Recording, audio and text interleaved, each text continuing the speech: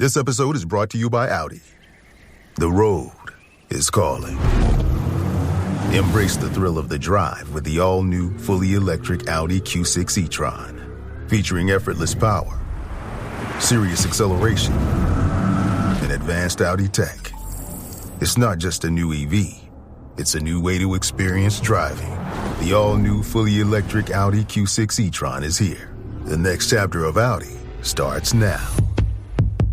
I can say to my new Samsung Galaxy S25 Ultra, hey, find a keto-friendly restaurant nearby and text it to Beth and Steve.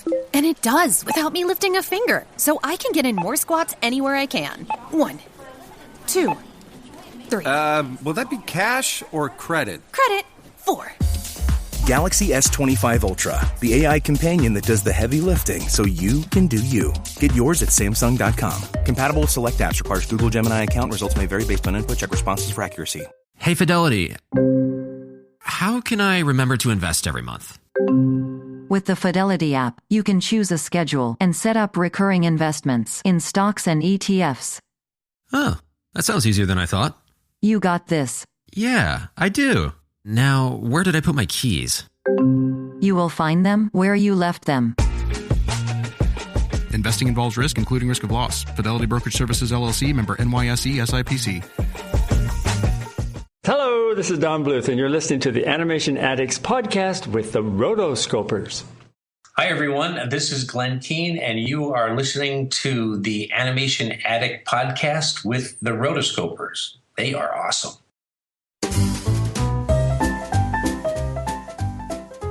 You're listening to the Animation Addicts Podcast, episode 239, 10-Year Spectacular.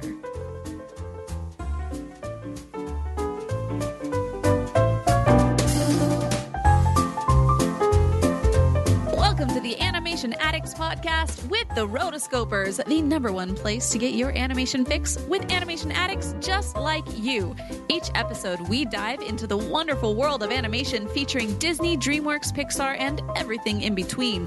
From hilarious discussions and movie reviews to interviews with industry insiders, this show's mission is to brighten your day through our love of animation. So hop on your nerdy couch, grab some snacks, and get ready to hang out with your animation besties because it's time to dive into today's episode. Hey there, animation addicts. I'm your host, Morgan Stradling. And I'm Chelsea Robson. And it is imaginary party time. We are celebrating 10 years of the Rotoscopers, 10 years of the Animation Addicts Podcast. Woo woo! Yay. It's crazy. I feel that we were just barely doing this for our 5-year anniversary. Oh, gosh. I just distinctly remember recording that one, how big of a milestone it was. And never at that point did I think we would get to 10 years. Not that I never thought we'd get to 10 years. You just aren't. You're like, you at that point in time, you're like, I'm done. I'm checked out. No moss. I just wasn't thinking like 5 years ahead. You know what I mean? Right. But here we are. Still at it. Here we are. Things just keep on trucking. The last 5 years, we had a bit of a hiatus and some breaks here and there, which is great. Definitely highly recommend to take breaks when needed because otherwise you're just going to peter out. Quality's not going to be there. And so breaks are really essential if you want to keep something going. Now, there are pros and cons. I feel like, I'll just say with our show, we took a very prolonged break, and when we came back, we lost a lot of listeners, which was a bummer, but we still have the core animation addicts, the true diehards that have been with us, some from the beginning, some from the middle, some from just recently. And so whenever you joined us on your animation addict journey, we thank you, we appreciate you, we love all of your support, and thanks for being a part of this community.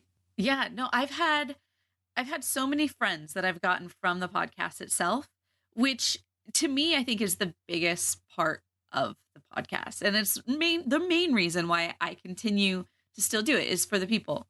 Yeah. And for you. Thank you.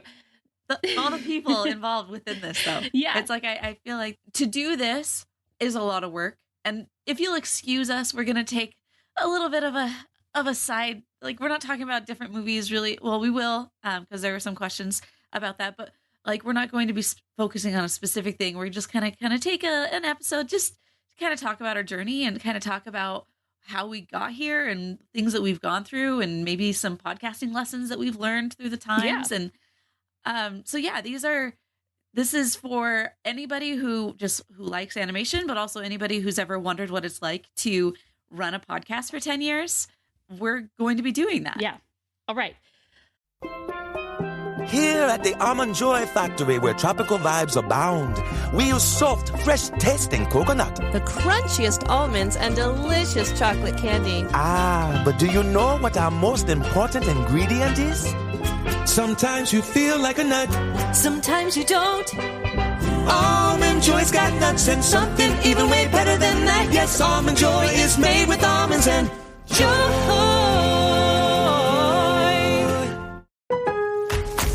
Lowe's knows what makes SpringFest savings even better are member-only doorbuster deals. Right now, rewards members can save $40 on an Allen & Roth Chesler Gold faucet. Was $99, now $59. Plus, save $110 on a Cobalt 40-volt battery trimmer and blower combo kit. Was $279, now $169. Lowe's, we help, you save. Valid through 3/24 while supplies last. Program subject to terms and conditions. Details at lowes.com/terms. Subject to change. Good night, itchy eyes. Good night, sudden sneeze. Good night to your symptoms of allergies. Zysol is the allergy medicine you take before bed. It provides powerful relief while you rest your head. Not just all night, but all the next day. Zysol keeps working, keeping allergies at bay. And without those annoying symptoms disturbing your rest, you can wake up the next morning feeling your absolute best. Remember, be wise all. Take Zysol. At night. So before we want to do something which we do with a lot of our guests. It's a very special segment. We've had it since the beginning. It's an homage to one of our favorite movies, The Swan Princess. So we are going to play. You do this with everyone and not just the people who actually created it? Yes, we do. Oh, man, good times with that. So we are going to be doing a round of Catch and Fire for Chelsea and I. Now, if you don't know what Catch and Fire is, Catch and Fire obviously comes from The Swan Princess. It's a dumb little thing that they do with Derek when he's trying to train to destroy the great animal. It's so silly. It's something that we started and I've never gotten old. It's never gotten old. And basically our version of Catch and Fire is we throw a question at you and you have to catch that fire right back and answer super fast. You can't sit, you can't think about it. Whatever first comes to your mind, you put out there. So Chelsea and I, we've both done this in our earlier episodes. Definitely go back and listen to those, but it has been 10 years. So I thought, hey, let's do it again to see if we've changed any little bit, probably. So with that, let's do our Morgan and Chelsea edition of Catch and Fire. Well then, how about a quick round of Catch and Fire? Catch and Fire? You mean me? You're the only one with enough courage. All right. First animated movie you remember seeing? 101 Dalmatians. Aladdin. Favorite cartoon growing up? Gargoyles. DuckTales. Favorite animated movie? Beauty and the Beast. Aladdin.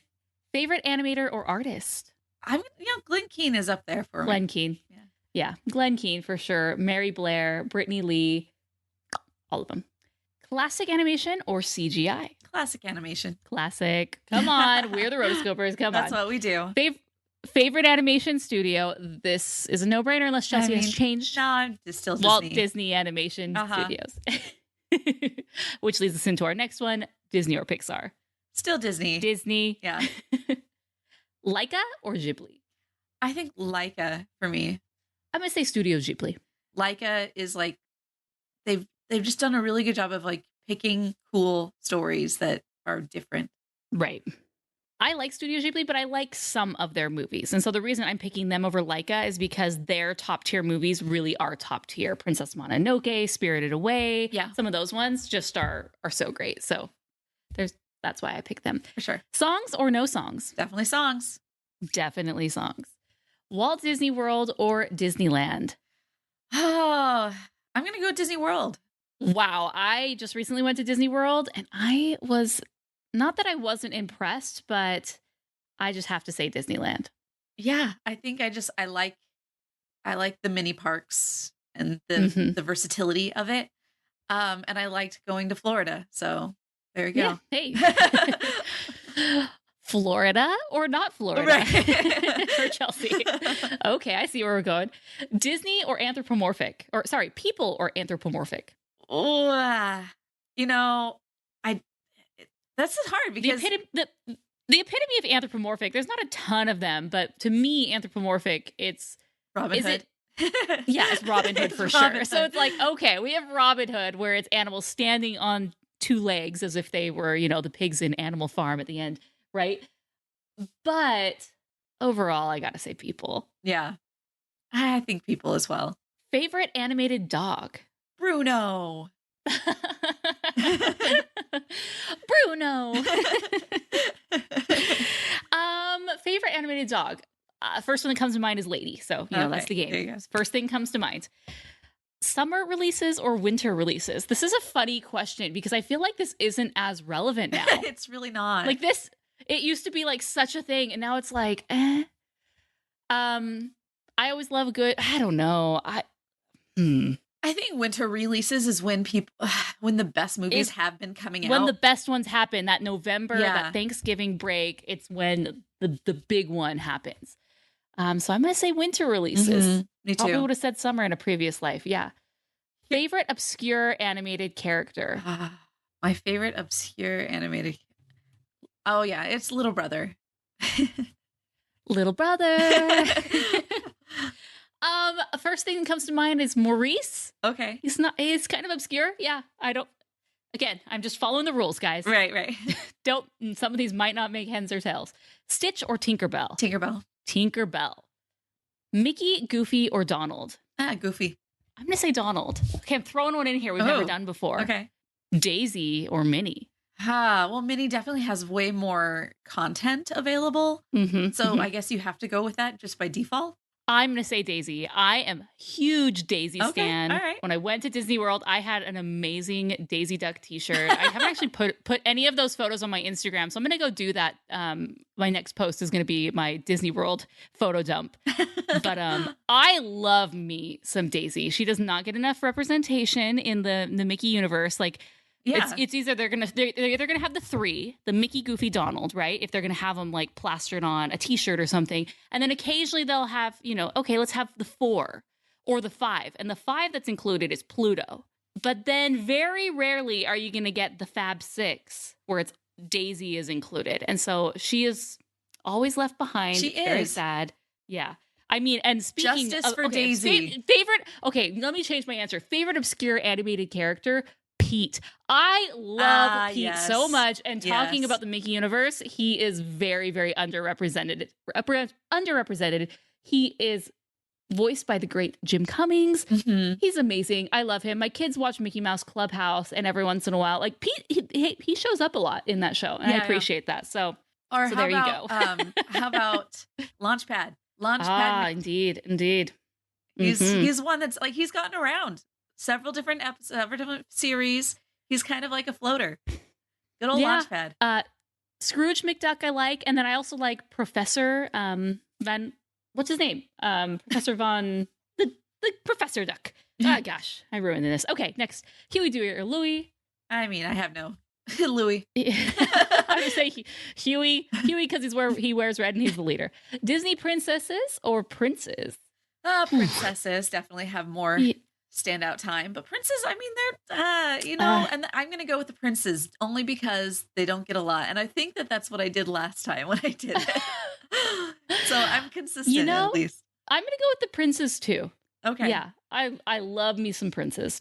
So hey, if you want to go back and see our episode that we did ranking the Disney princesses and princes, those were some really, really, really good episodes. Tiana or Mulan? Mulan.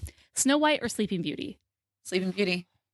Snow White. Like, I love Sleeping Beauty aesthetically. Yeah, but Snow White just has a little bit more to her, I guess.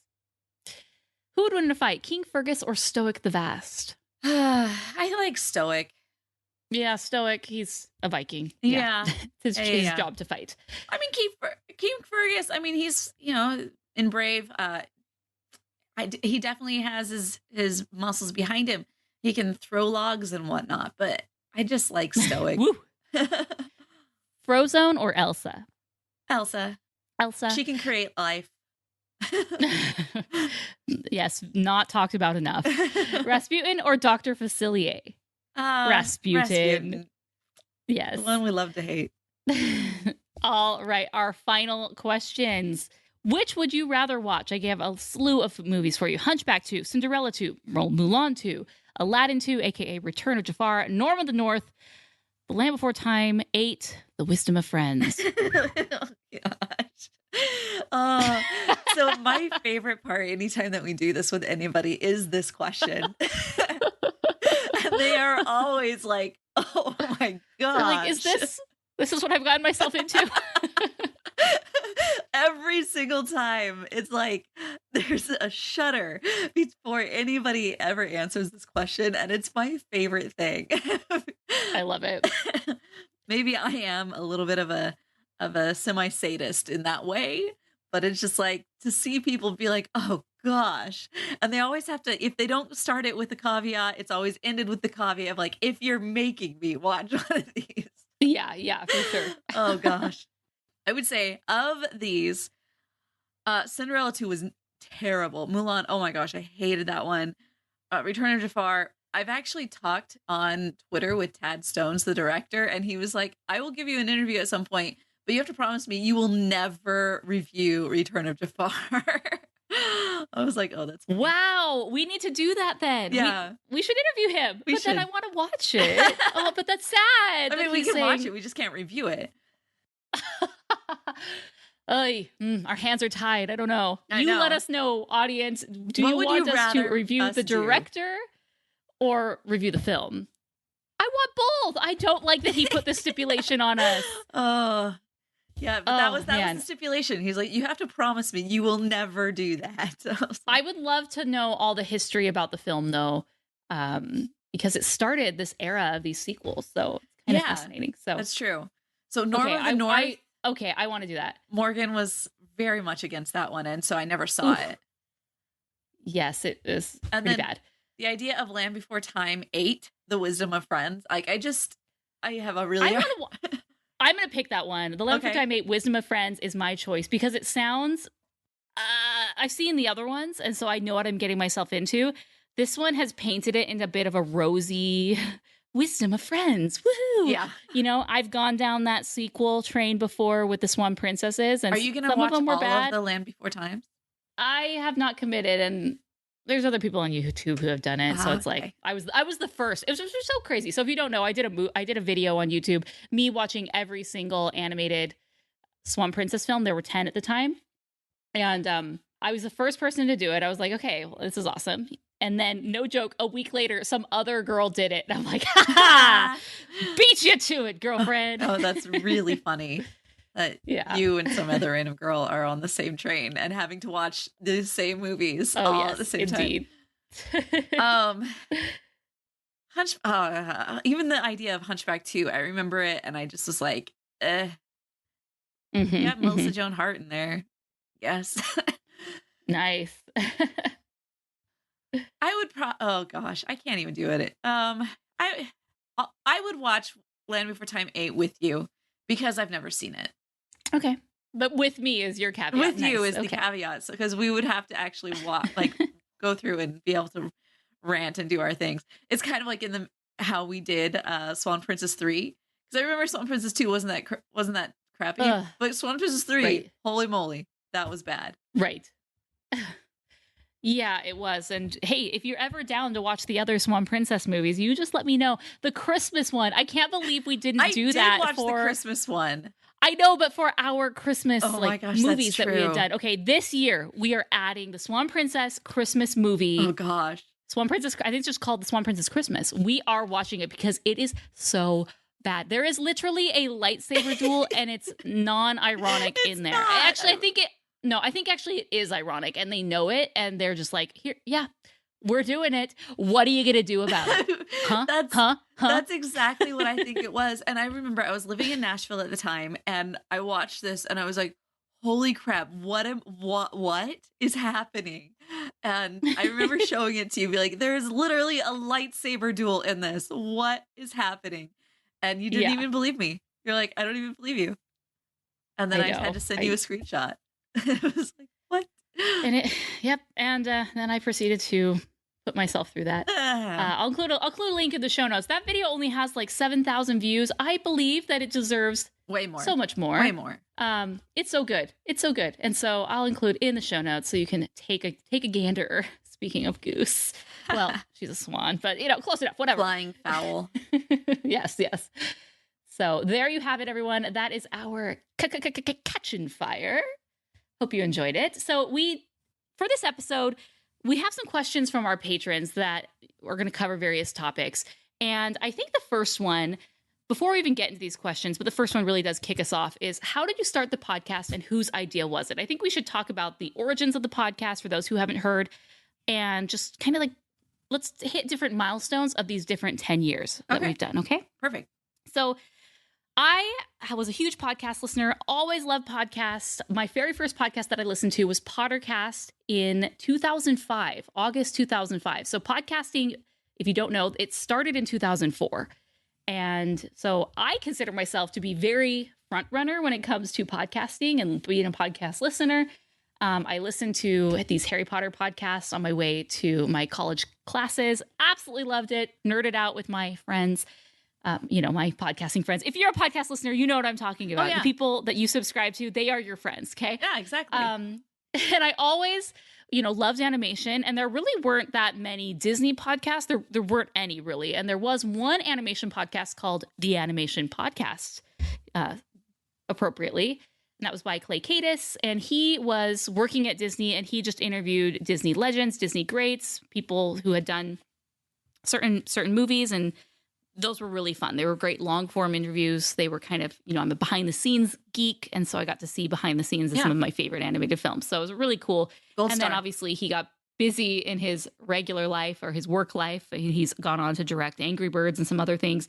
So just the podcast stopped around, I think, 2010-ish. And he kind of put maybe like an episode out here or there. There's an unofficial Tangled commentary because they didn't have one for that. And so them and some of the people involved in production were able to do that on his show. So anyways, long story short, I decided that I wanted to do a real animation podcast where it was talking about the movies. Now, obviously, there probably were others at the time, but, if you can't find what you're looking for, then you got to do it yourself. And so that's what I did. And I immediately brought Chelsea along because we'd always wanted to do a podcast together. We loved chatting. We loved talking.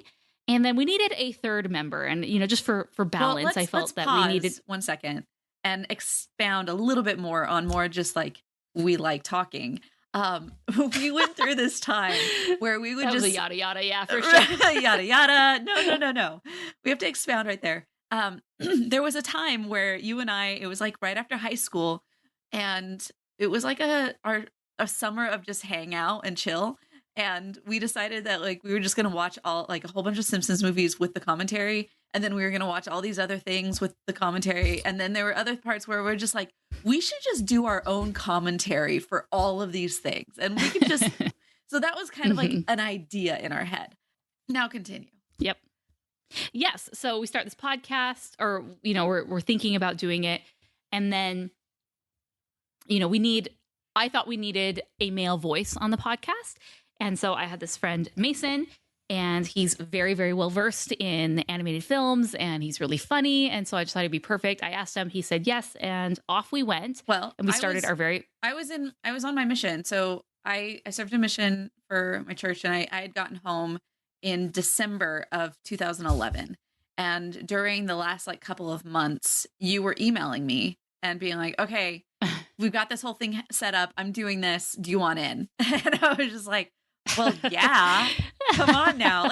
You're yada-yadaing this way too much, Morgan. I don't even, okay. The problem is I don't recall this part of it. Right. Well, it's been so long. I specifically remember walking along the streets of Balneário Pasajas in Brazil and just talking to my friend being like, yeah, so when I get back, we're going to be doing this podcast thing. And they have no idea what a podcast is.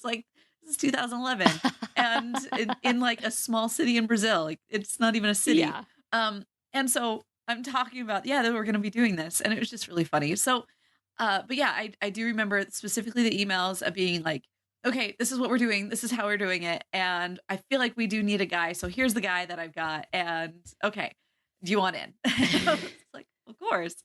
So here we go. And then, yeah, when I got back, it was, end of December. You're like, okay, we'll give you a couple months to like settle down. And then we'll start it up in like February or like end of January. Cause I got in the middle of December. So January is when we actually recorded. And so we recorded like 3 episodes in a row, and they were really craptastic audio quality, like really bad, but we made it happen. Oh, which is such a shame. It is such a shame because those first episodes were kind of gold, Jerry. Yes. I just feel like, not to say that like we ever peaked, but it was, we peaked at number 1, baby. But it was just such a fun time, and the imaginary party came out of that. Like we had like these first couple episodes really set the standard of what to expect out of the whole thing, which I don't think if we would have had such great camaraderie and just like kind of vibes in those first ones, that we would be here today. So there we go. Right. Yeah. So yeah, for our first podcast season, we, for a long time, up until just maybe last year, we did our episodes every 2 weeks. And, looking back, that was a big mistake, I think, that we had done. Podcasts are, people consume them. They want episodes. And so by releasing every 2 weeks, it really stunted our growth. And, because people, hey, if I see that this show hasn't put an episode in 2 weeks, some people don't understand that, hey, okay, I want it now, right? So they're not going to subscribe. And so that's one thing right away. We should have just agreed to do that. And it's so funny looking back, we had these like news segments that we would do initially. For about the first year, we did the news, and then we'd cut the news because we're like, it kind of dates the show, which it really does. Yeah. Looking back at those episodes and hearing about some of the things we're talking about is like, oh man, like, who cares? It is so long ago. But the episode discussions are more timeless. And so that's one reason that we split them. But then we started doing these nerdy couch discussions, which were kind of like a little like wet the palate, just a little taste test before the main discussion. The first one wasn't it on the Mulan episode? I believe it was. And we were talking about like all the Disney princesses redesigns. And yes. It was, and then like they all had their own like background stories and whatnot. And I just remember Mason was like cracking up on that one. It was a great one. It was a great little side segment. Oh, that's amazing. Okay, we need to go back and listen to the very first nerdy couch discussion. Maybe we could throw that to just take that as a separate episode and do like a throwback and just release that as an episode sometime. That'd be funny to do. Yeah, so looking back, like lessons learned, we should have, in order to get to that weekly cadence, we should have had the news as a separate week. Like we still could record at the same time. Like it wouldn't take hardly any much longer to do the recording. We just sort of said, hey, we're going to do 2 episodes today. We're going to do our 30-minute news or 30-minute nerdy couch, and then our main discussion. And that would allow us to have double the content, double the fun, but it's actually the same amount of content because it's the content that we would have given you in the main episode, but it keeps the main episode very, very targeted to like, what is the point of this episode? It's, we are covering this. It's not, okay, now onto this segment, and this segment. It's just a kind of, can be a lot, right? I love it. People love it, but well, and also that I think would have made it a lot better. Yeah. And for anybody who's wanting to start a podcast, like being able to have that consistency is very, very important. And not only that consistency, but it's being able to get together, especially if you're doing it with multiple people. It's really hard after several years. At first we were really good at getting together and being like, okay, we're planning it and we're batching these episodes. And batching episodes is the best way to go. I don't think we batched initially. Well, I mean, we batched the first, or maybe we didn't batch, but we got together multiple times very quickly. Yes. And what we should have done is we should have said, hey guys, we're going to be doing a recording session where we're going to record these 2 episodes or these 3 movies. So we can get together once a month. And because getting together was the reason that we didn't record as often or release as often, because there's a lot of schedules. People were in school, people were doing, lots going on. Yeah. Real life. Everybody had real life happening. And so, I mean, that's probably the biggest thing is the scheduling, and being able to have a method where you're planning on getting certain episodes out and then like reconvening at a different time without having to stop everybody's, like, the scheduling is the hardest thing out of everything. So yeah. So if you're out there and you're like, I think I want to start a podcast, think about that and make plans and have a document that you're going to be working on, and so that everybody kind of stays in line. And those are the main things that have helped us. Yes. So our document is our like Bible, I guess. It just helps to keep people on track so you know what you're talking about. So I don't know if we've ever really talked about what we do, but the episodes where we have a Google Doc that has our notes or some of our thoughts or just anything that we're going to talk about, we just put it on there ahead of time, are much better episodes when we have that outline versus the times where we forgot or things got busy and we just wing it. I can tell a huge difference in the episodes. And so really all it is just a simple Google Doc. We copy and paste it for every episode. We just duplicate it, throw the title of the episode on there, and it just has our main section. So, hey, it just has some of the things that we say every time, like, hey there, I'm your host, Morgan Stradley. It's just a prompt. So that way we know what to say. Like, obviously I know that's how we introduce ourselves on the podcast, but just seeing that visual cue, boom, I can just glance at it and off I go. Or if we have some housekeeping or business or news, we can just write that there in that intro section. Then we have our main discussion section, which, we always talk about the basics of the film. So in our template, we have, date, and then just a space, or studio, space, and all the info, box office, all of that. And, we just go in and we just fill that in ahead of time. So we just have it there. And then the main, most important part of our outline is people just go in. We have a different color for each person. I'm blue, Chelsea's red, Mason was green, I believe. And you just write your notes, as you're watching the film, getting ready for the show, or whenever, when you're doing your preparation, just, hey, I want to talk about this theme in the film, or I love this quote, just whatever. It doesn't have to be a big full paragraph, an essay, whatever. We just throw our thoughts on the doc. And then sometimes we use it, sometimes we don't, but it just gives us the flow that we need for the episode. So, well, and also it definitely recommend that. Knowing that somebody else had something to say about this thing is also really nice. So it's like, I'm going to continue. This is my thought. And then I know that I can see that this person has a thought based on my thought. So I'm going to let them talk. And yes, sometimes they're like, no, skip it. I don't want to talk about it. Yeah. So if Chelsea had a point and I wanted to add on to that, I would just add a new line and tab it in underneath hers to signify like, hey, I also have something to say on this. Here it is, and it just visually knowing ahead of time what someone's going to say really does help the conversation. So there's not those awkward lulls and pauses. We do a good job of cutting those out in editing, but they still happen, but they will happen much, much less if you just have a basic outline. Right.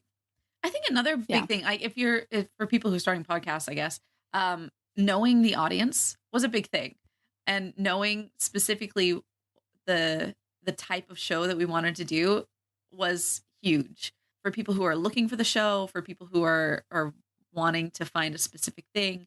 If you know that, okay, I am this type of a person and I want to talk about this thing, it makes it a lot easier for you to get distribution to a lot of people. Yes, I recommend that whether you're starting a YouTube channel, a blog, an Instagram account, whatever that be, you need to know who your ideal subscriber is, whether that's a podcaster or for any of that.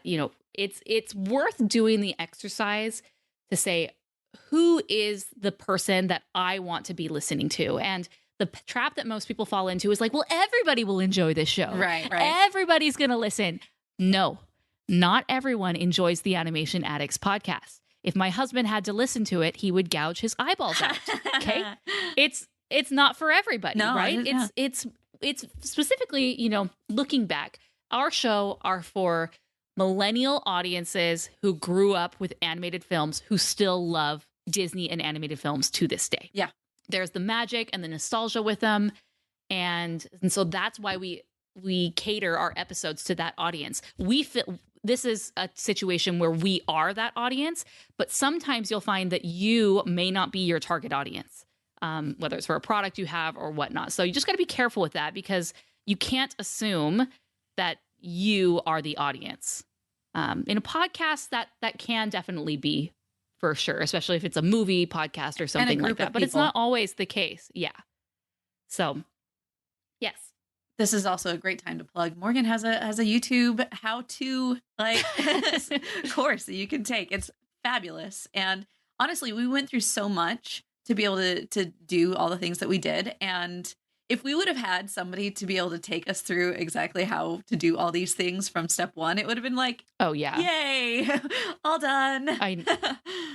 There were so many things that we learned along the way. And there's all sorts of courses now that you can take that will take you through everything you need to do, all the equipment, all the how-to, all the tutorial, everything. So it sounds and looks and it's just professional. It's amazing. Would have been nice to have that because ours was just a lot of Googling. Right. But okay, so so going to what Chelsea said, I do have a course. It's called the VidBoss Academy. I don't like to plug my own stuff. That's why I plugged it for you. There you go. But Chelsea plugged it for me. And so if you want to start a YouTube channel, I've had a lot of success on YouTube and love teaching people about YouTube, especially if you're a business and you're using it to grow an audience and to, use that audience to help with your product or whatever your service. Maybe you're a therapist and you want to get more clients, whatever. I have a course. It's called VidBoss Academy. It teaches you everything from A to Z on how to start and grow a YouTube channel. Normally it's $297, but I will do a special Animation Addicts only code if you're interested. I will do that for you and I will do $100 off. So it's lifetime access for as long as I offer the course. So the code that you will use is Rotoscopers. Should I use Rotoscopers? Is that too hard to spell? I'm assuming if you have been listening to the Rotoscopers, you know how to spell Rotoscopers. Okay, so that's your open sesame. You just type in Rotoscopers into the coupon code, and I will run that through the end of February 2022. How's that sound? So if you're wanting to start on YouTube, go ahead. That is my special gift to you. Woo! $100 off. So it'd be $197. Yay. Awesome. Okay. One thing that we did when we first started out is Chelsea and I were together. And I think that worked really, really well. We were in the same place because whenever we tried to record in separate places, there were problems with internet back then. And there still are internet problems. But especially when you move from doing a podcast or a Zoom call or anything from 2 people to 3 people, it just lags like crazy. I do think that Zoom has definitely made this so much easier. I feel like when I'm on Zoom calls with multiple people, that lag isn't there anymore than it used to be 10 years ago. Holy crap. Skype. I just remember like when like Mason would call me or you would call me when we were ready to start the show and the Zoom or the Skype music. Right. Cue the Skype music right here.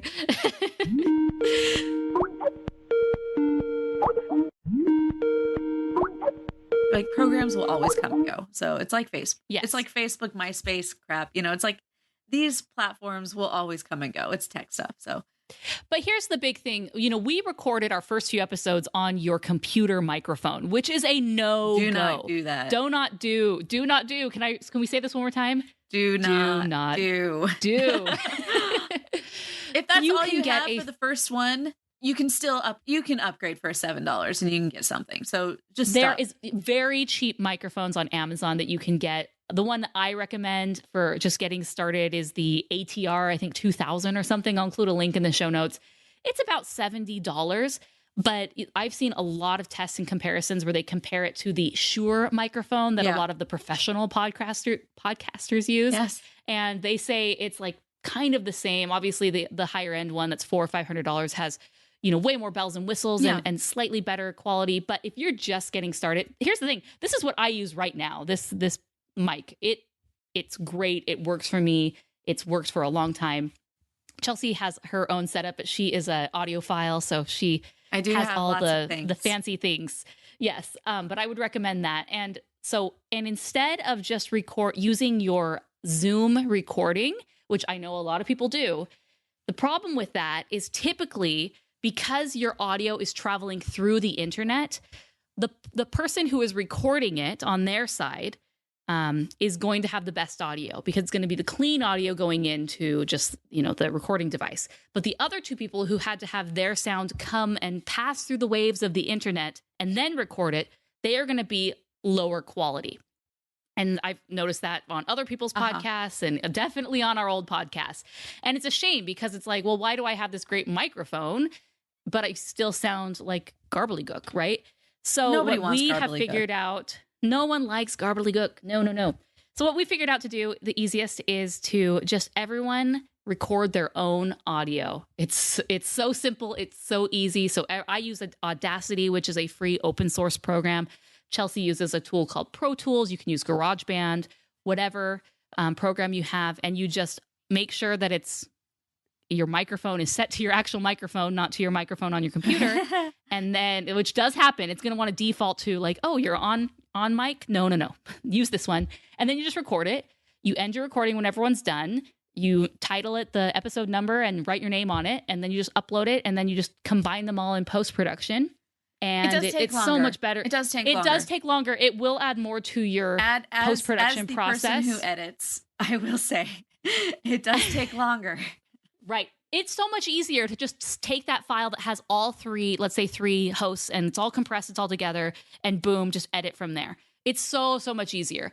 But what I will say is having the 3 separated tracks is that if sometimes someone's talking over each other, but one person is making a really, really good point, you can just mute, that section of those other people who accidentally talked over them.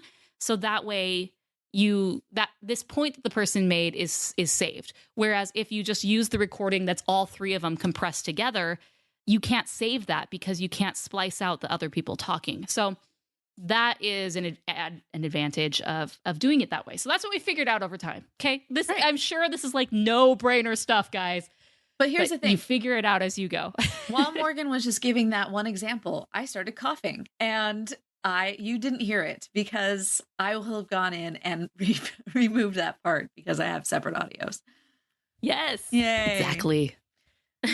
Oh, that's side note of how many times I've recorded sick. And I'm like, why am I always sick? This is obviously an issue. I feel bad. Like, you would never know that Chelsea is constantly hacking up a lung over here. Oh gosh. Over the past few months. But hey, she does a great job. And that's what we have to say. The star of the show is Chelsea for editing the hours and hours and hours and hours and hours and hours and hours and hours and hours and hours and hours of editing. It goes to Chelsea. She deserves. Buy her a coffee. Go to rotoscopers.com/buy Chelsea a coffee. Is that what we put? Or is it buy Chelsea a pizza? No, it's a coffee, yeah. Yeah, buy Chelsea a coffee. Just making sure it still goes there. Throw her a bone because she puts a lot of work into this show. So many thanks. So there we go. That's recording. That's what we do. It's so funny. I go back to the rotoscopers.com/every episode ever. That's a great doc. It's a great doc. You can go in there and I can go through and read some of just the names of these. And I know exactly what is happening in my life based on the wall that I was staring at while editing it. It's just a weird thing because it's like, yes, I'm very much seated in a spot for 2 to 3 to 4 hours, depending on what's happening. Mm-hmm, and then because it's not just the actual editing. If it were just editing the podcast itself, that wouldn't be as long. But then you also have I have to convert things and put things into the right websites and post things on here. And it's there's several different websites that I have to go through.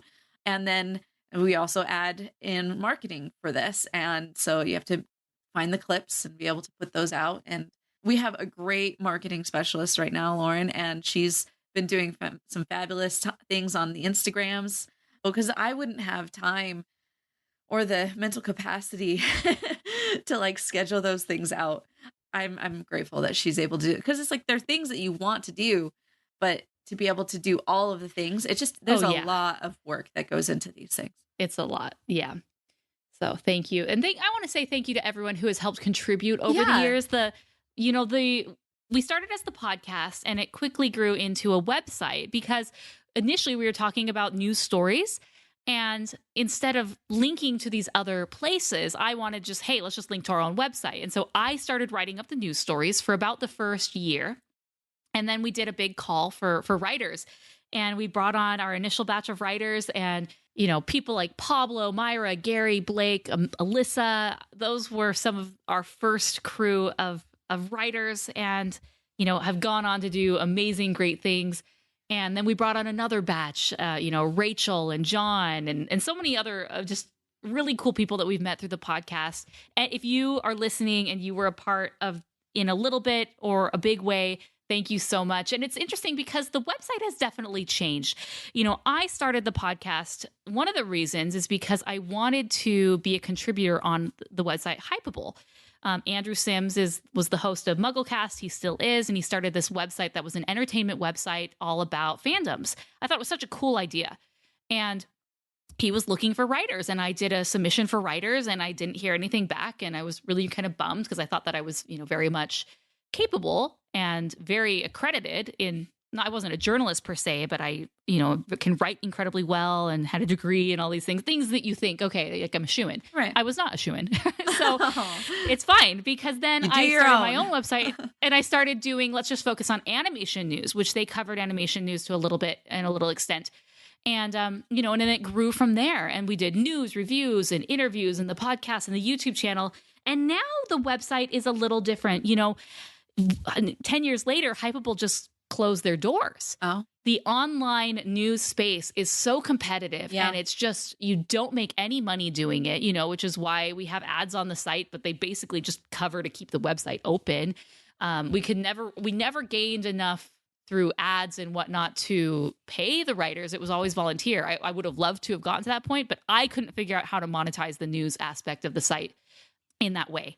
It just didn't spend enough focus on it. Right. And just kind of seeing, you know, Hypable, they were the leader. They were really big, and you know, they had sponsorships and all these deals with the studios and whatnot, and they ended up closing their doors. And it just, you know, he basically said like the changing of the landscape online. You know, people don't come to websites anymore. They don't read news articles like they used to. They don't comment on blog posts and things like that. It's just totally changed, and it's just, juice isn't worth the squeeze. And I feel the same way. It's like, well, everybody used to use RSS feeds. And so you would go through and you would have your own feed happening. And then, I mean, yes, I loved RSS feed, like feed burners and things where you just like go every day and like read your blog post, read my stuff. Yeah.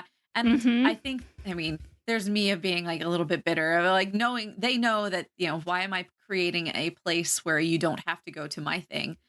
Instead, they wanted to create a centralized location like a Facebook, like a Instagram, you know, all these places where you go in and they're able to feed those ads to you and stuff, which I understand the business model, but I totally get it. But I definitely miss that time, because I feel like everything was a lot more.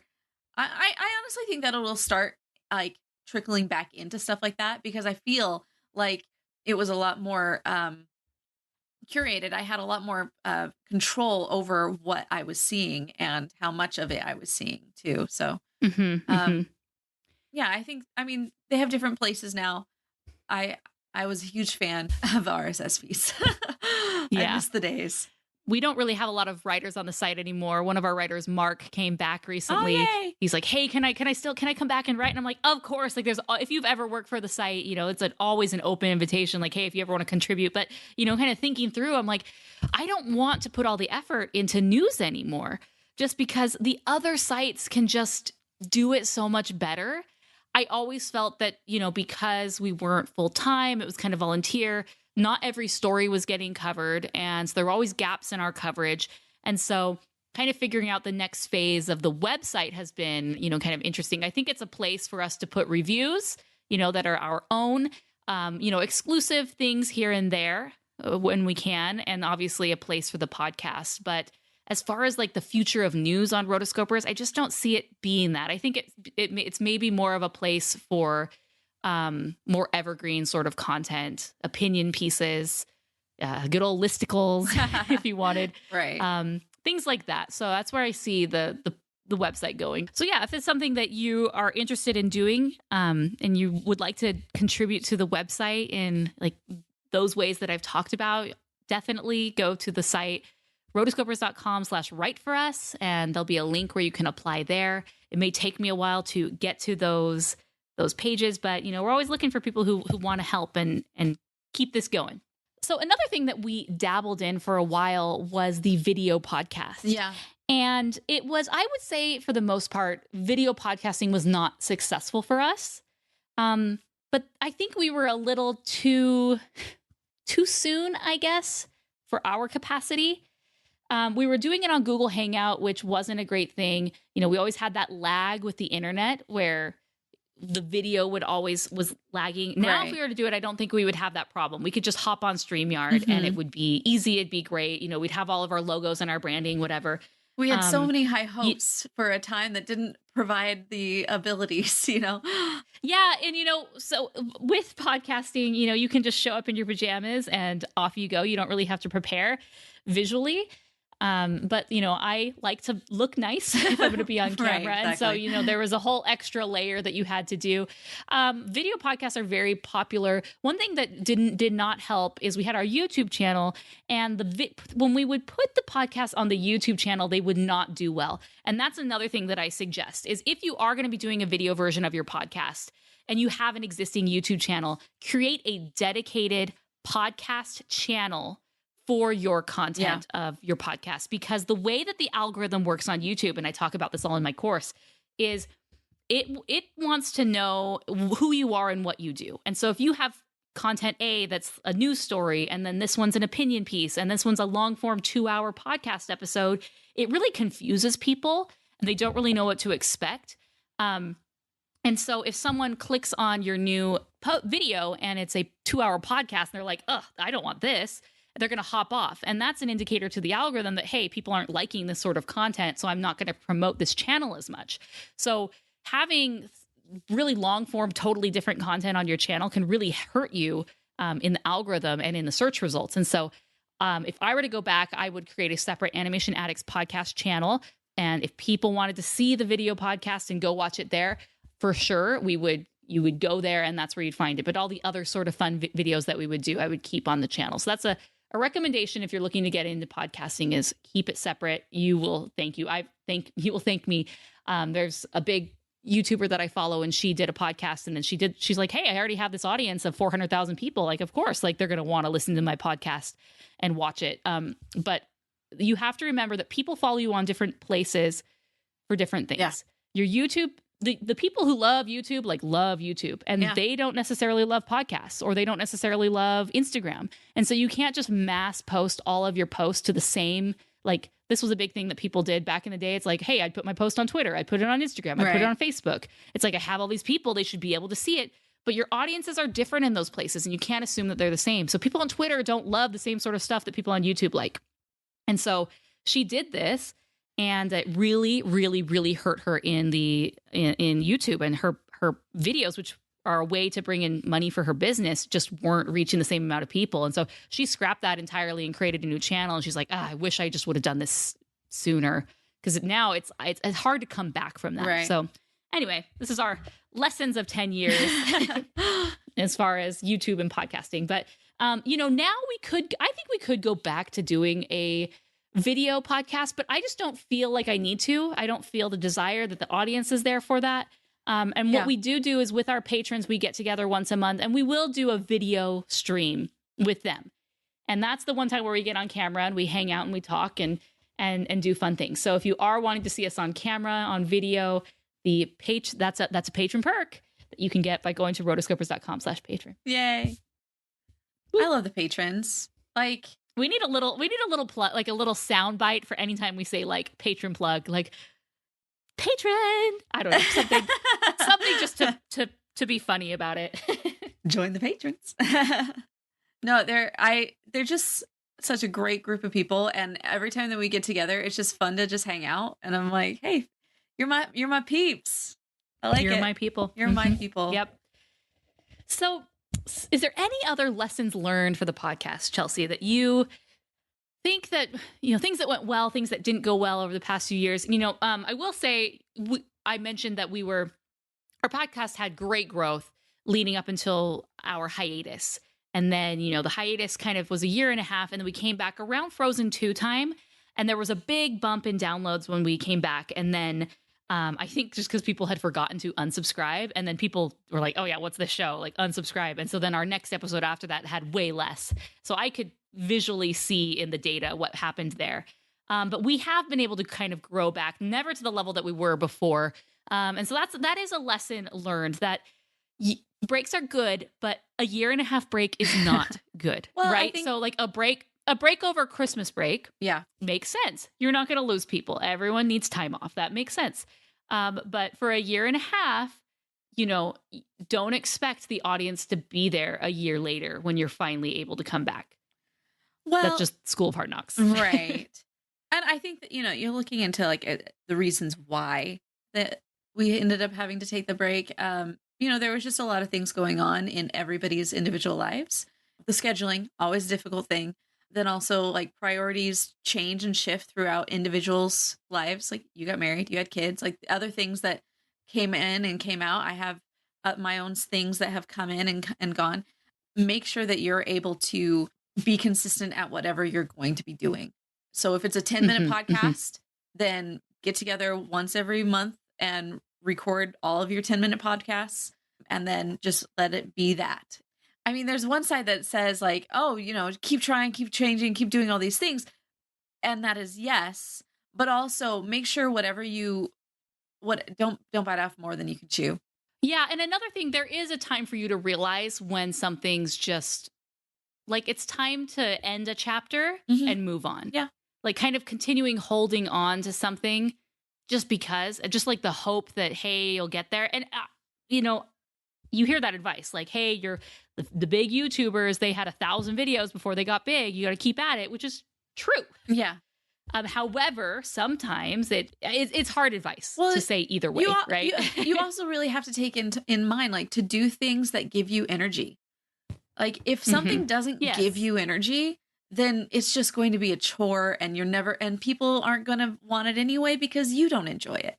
Like, and that's from the beginning. And people can feel it. Yeah. From the beginning, people have said that they liked us because they knew that we were fans, and they could tell that we were fans.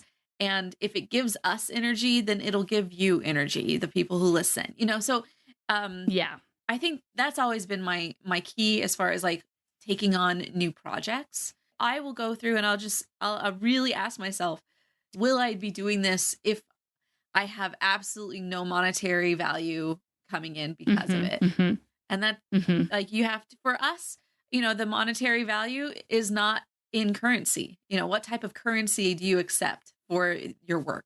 Our currency that we're accepting is the friendships that we have and the people that are around us. And we do that for those purposes because, if you're looking at specifically money wise, like I don't give like even minimum wage for this. Like for the amount of hours I put in this, I'm like, what? No, it just doesn't make sense. But like, what is the currency that I'm accepting, Right. And with me, it's a time for Chelsea and I to get together. We get to be together on a consistent basis, and we just get to talk and we get to have fun. And, after the show's over, we'll sit and we'll talk and we'll just, catch up on life. But we do have plans to do that after this episode. Chelsea has some juicy, do I say juicy? I don't know. Oh, gosh. She has something to talk about, and that's great. That's really fun. So that is that. So I would say now let's go into our patron questions. Speaking of the patrons, how much we love them. Some of these may have been answered. So we answered the one from Rachel Ragnar. How did you first start the podcast? Whose idea was it? So there you go. I've been talking about that for the past 30 minutes. Esther Rosenfeld says, which song from an animated film could you sing every day and not get tired of? Easy. A Whole New World from Aladdin. It's a good one. Yeah. It is good. What can I sing all the time? I really, honestly, anything from the Goofy movie. Yes. Like, just such, Thank you, Kevin Lima, for all of that. Thank you. Joe says, what are your top 5 movies to rewatch. This question is for both Chelsea and Morgan. Well, I'm glad it's for both of us. Right. I'm going to say animated movies to rewatch. Right. So, Swan Princess, Aladdin, Tangled, Beauty and the Beast, and The Little Mermaid. Boom. 5. Yeah. Same. Same. I would also throw in... Toy Story, yeah. I would also throw in some Toy Story. It's funny, like, before we started this, or later on, I'll go into another question is, like, what are the episodes that you liked the best or something? And I'm just like, well, we started with all of our favorite movies on the list of the full episode archive. Yeah. So it's like a lot of those first 50 movies are all movies that it's like, we can really go back and rewatch those easily. Anastasia. I'm always up for an Anastasia.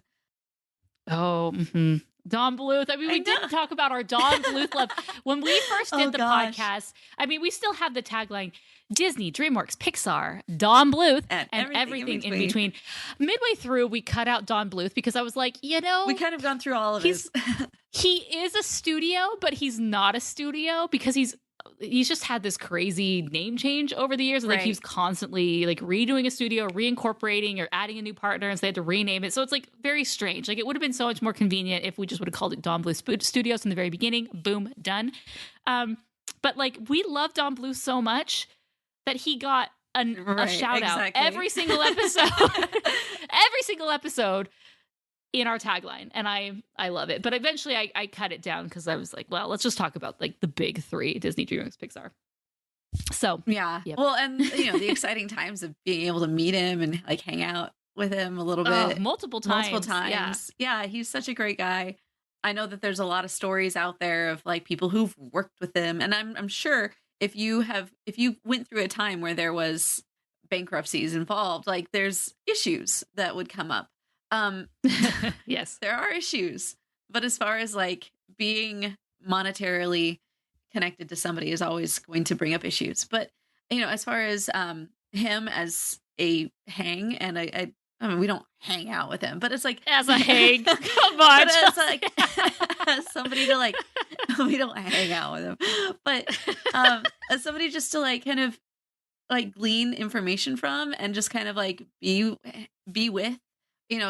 The interviews that we're with him on have always felt like more like a hangout than a like serious thing, because he's really open with his stuff, especially nowadays. So he's just like, this is how it is. Like my favorite are his commentaries where he's just like, yeah, we ran out of money. That's really why this happened the way it did. That's the tea. And it's like, okay, I'm glad that we know this. But yeah, so those are some great times. All right, what has been the biggest challenge? That's from Soul. The biggest challenge, I would say, kind of like scheduling. It was always when there was multiple people, even if it's scheduling a guest for the show or an interview, scheduling is always kind of the biggest. Okay, when can we do this? When do I have time? Okay, I'm free this day. Oh, you're not free this day. Oh, they're free this day. Okay, well, I'll move it around. Okay, I'll get a babysitter. To me, that's the number one thing for me. That one is a big thing. Also, over 10 years, I will say that, the people that you do this with, Morgan and I have always had great relationship skills and great abilities to work through things. And there was a question on one of our patron episodes where it's like, have you guys ever disagreed? I'm like, yes, we have. And there's, it always is good to remember that, when you're working on any type, and the thing that I said then was, when you're working on any type of group project, there's going to be friction. And I think the biggest thing is just always go back and remember the currency that you accept. And what am I actually getting out of this? And to be very clear to yourself and to each other why you are doing these things. And if you recognize that the currents, you're not accepting the same currencies when you're working on a group project, then that's a time to reevaluate the situation.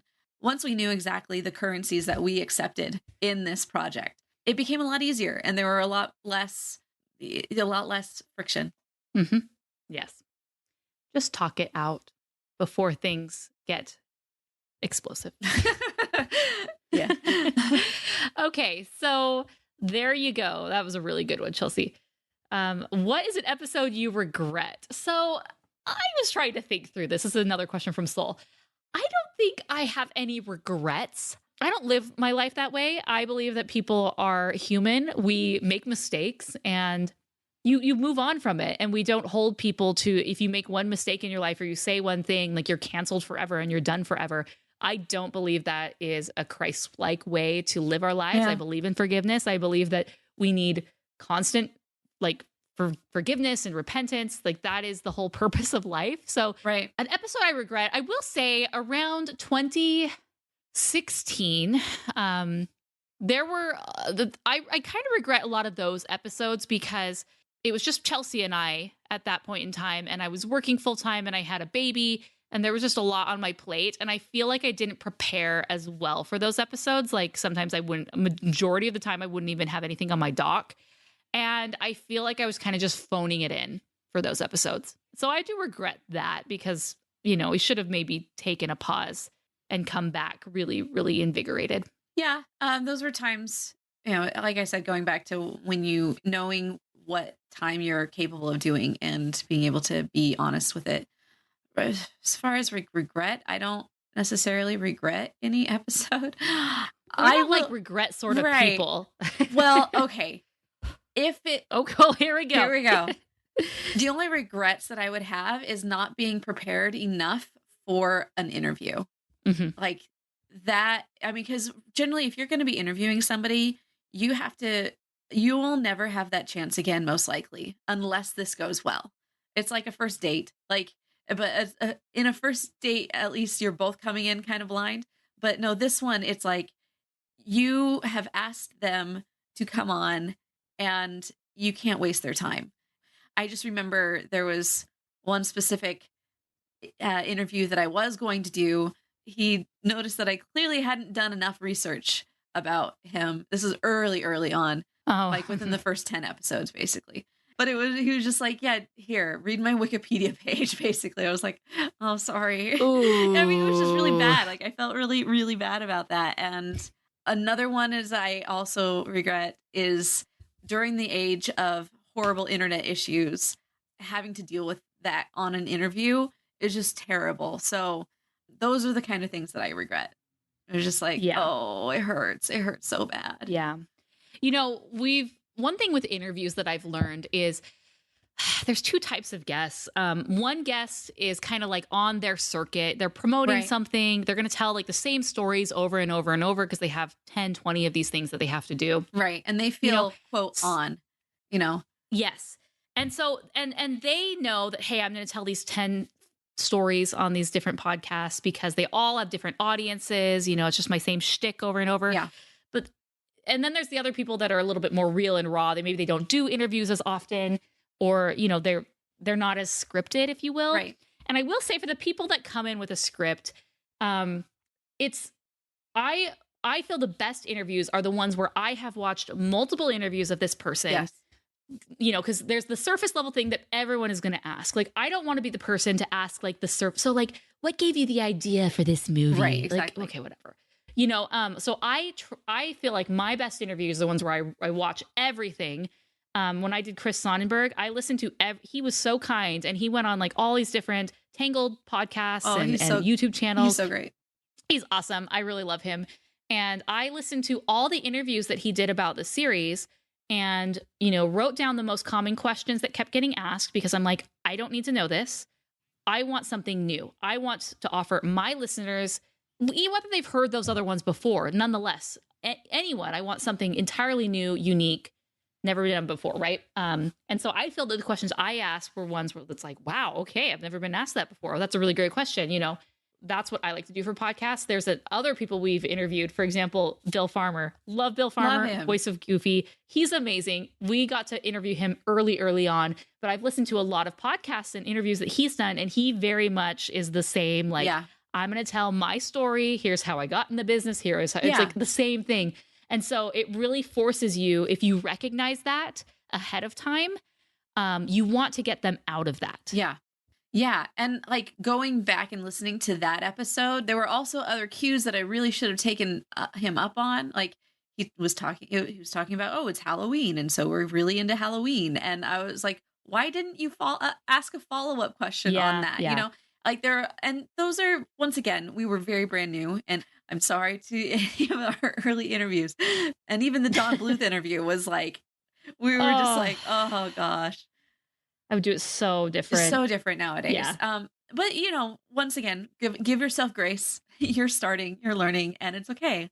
Look how much we've learned. Which, speaking of Don Bluth, his autobiography is coming out this summer. I'll put a link to the pre-order. You should definitely pre-order it. They reached out to us, and we will definitely be doing an interview with him when that comes. So that is a huge, amazing opportunity. So yeah, do that. I'll include a link so you can pre-order it, because if you're Don Bluth Disney fans, well, Disney, everything in between fans, right. he falls into that everything in between. You will want to read his biography. Yeah. So like looking at the interviews, like those are big things. And nowadays I do interviews very differently than I did at the very beginning. Like I still really, really, really, really want to interview Steven Schwartz, but that hasn't happened yet. And I want to interview Richard Rich. And also Which Tad. we were talking. And now we have to add Tad. Like there's a lot of interviews that we really want to do. But it's like for Steven Schwartz, you know, in preparation of that, because I almost had an opportunity, but because of Disney, we scheduling would not have worked out because he was in the middle of you had to be anyway. Long story short, it wasn't going to work out for me to do an interview at that time. But in preparation, because I thought I would be, I was like, okay, I need to get started now and read his biography, read all of these things, come up with my own questions, come up with all my own things. And so that I would, at this point, if I were to interview him again, I would want to go in, because this was like 7 years ago that I did all this research. I would like to go back and redo that research and also be able to have like a full fresh start with what he's up to now, what's going on now.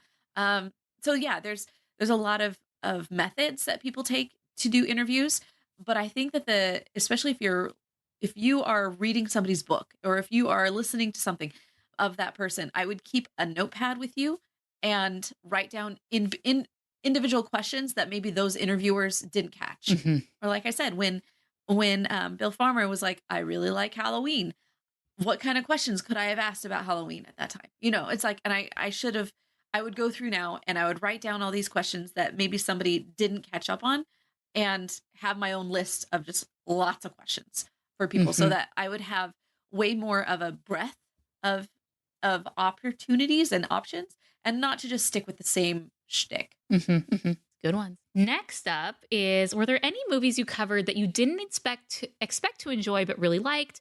Also on the opposite, what were the biggest disappointing ones? Congrats on 10 years. That's from Elliot. So two of them that come straight to mind is episode 58 and 59, Cats Don't Dance and Monster in Paris. Both of those movies I had zero expectations for, but also like even specifically a Monster in Paris, I had watched it once before, but then when I watched it again for the episode, and we talk about this in the episode, that it just got better that second time around. And I did not expect that. Another one that I wasn't expecting to love, but I really did, was Your Name. Oh yeah. And it's a Japanese animated film. I thought that was really great. It was so weird though. And it was just very, very unexpected. Barbie as the Princess and the Pauper was just unexpectedly good, I would say. Batman Mask of the Phantasm, that's another one where you're just not, I was not expecting it to be as good as it was. Exactly. And really great. And that was one that forever people were trying to get us to review that movie. Like there were a lot of these movies that were like forever. And even still, we still which that should be our sign. If people are continually asking again and again and again, like, please do this one, there's a reason. Yes. So yeah, good time. Oh, and also Thief and the Cobbler. That one, this whole background of that story was just mind blowing. So not just the Kevin Schreck interview, who was the director of Persistence of Vision. Watching Persistence of Vision, that one blew my mind. And then being able to go back and rewatch about the making of A Thief and the Cobbler was like, wow. Yeah, and I'm including all of these episodes in the show notes in case you want to watch it. Oh, the terrible one that I Lord of the Rings. So many miniskirts. Oh, and that wasn't one I regret. I don't regret not in the doing that. least. But right, it's just oh, it was so bad. The movie itself is like, oh, and I just recently rewatched the real Lord of, the Peter Jackson Lord of the Rings, and it's so good. Even all these years later, it's just like breath of fresh air. Thank you so much, for making that, because all that people had for the longest time was, oof. Do you know what that one episode that I enjoyed way more than the movie itself? And like there are several of these, but one that as I'm reading through the list on every episode ever, I'm like, wow, the conversations that we had for a dinosaur, for episode 72 dinosaur, was so much better than but it was like, I just remember that being like, whoa, our conversation about it, because we were talking about different things of like what they should have talked about, or because it went into a conversation on the feelings of scarcity versus abundance, and like how they really could have changed this to make that like a thing in this movie as opposed to just completely flat like it was. But then also We're Back, a Dinosaur Story, and we ended up talking about the Wish Radio thing. Like there are a lot of these like how would you make it better that really opened up a lot of really cool conversations that I enjoyed. Yeah. Nice. All right. Last question from Joe again says, what animated films do you think would most benefit from having an animated TV series or expand the world building and lore? Get this question from time to time. Yeah, we do. I've always said Tangled the series, but they did that and they did it in such an amazing, spectacular way. So that's a really good example of doing it well. I won't say Frozen, because I feel like with Frozen 2, they've really muddied the waters with that world. Don't love it. Right. And if you've watched the making of that, you're like, first off, I can't believe they released this publicly, just admitting like we had no idea what we were doing. Yeah. That was nuts. But it's okay. I mean, I feel like a lot of the DreamWorks ones, they've really gone in and added to their lore. And does Kung Fu Panda have a TV show? I feel like it does. I think it does. And then so does How to Train Your Dragon. I think if Leica were to choose a couple of their things and do a series on it, I think it'd be cool. Like Kubo. I think that might be a cool thing. Yeah, good times. Yeah, the Toy Story would be the easiest one. I would just love to see the day-to-day adventures that they had more monotonous when Andy was younger. I think that would make a really fun TV series. They do that with some of the shorts they used to do, where we got to see Bonnie's room, or we got to see this or that. And they were always really well done and very clever. But I think kids would love a TV show about that. Yeah. So, well, they did do some shorts with it. Oh, going back to our interview for just one quick thing. I was really glad that I was able to interview Kelly Asbury, director of Ugly Dolls, because it was like within that year he ended up passing away, which was so sad. So, I mean, I wish that episode he only had a certain amount of time, and so I couldn't really dig into the questions that I really wanted to ask. But yeah, that was I liked talking to him, and then also later on he did an expose on what is it like to direct a flop? It's like, oh, I mean, the fact that he was so out there. At least you're leaning into it at that point, right? So, man. Anyway, okay, back to online. So that are all the questions that we have. And if you want to continue this journey with us, we'd encourage you to become a patron. You can go to rotoscopers.com/patron to learn all about the patron perks. I've decided that our next patron episode, there's this meme going around that's someone who did this Disney Pixar bracket. And it is, I think they purposely did it bad so that way it would get people's attention. They put Monsters Inc. winning the top. Monsters Inc. was the winning for everything. And I feel like they have to be trolling us because this is just so bad. And so anyways, for our next patron episode, Chelsea and I are going to get together and we're going to actually do the bracket together live and pick our winner that way to see what is the top spot for Disney and Pixar. Woo! So there you go. Guys, this really has been a great time to sit and chat about our time learning about podcasting.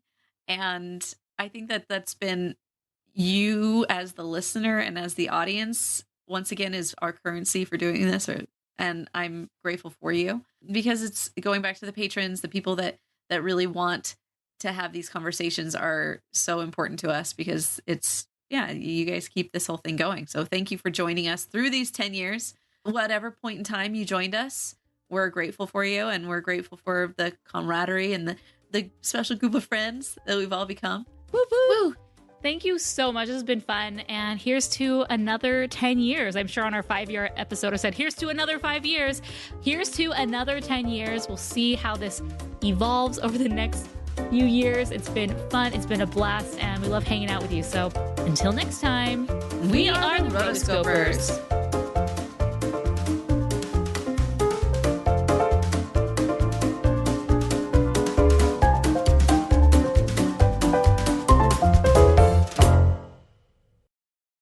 You've been listening to the Animation Addicts Podcast. If you enjoyed this episode, don't forget to subscribe and be sure to leave us a 5-star review. We're available on Apple Podcasts, Spotify, and wherever you listen to podcasts. And if you want to help spread the word, be sure to share the podcast with your friends on social media. Just don't forget to tag us at Rotoscopers on Instagram and use the hashtag Animation Addicts. For all the links and full show notes for this episode, go to rotoscopers.com/podcast. Now, if you still can't get enough for your animation fix, be sure to subscribe to us on YouTube and visit rotoscopers.com for more animation news, reviews, and interviews. Thanks for listening.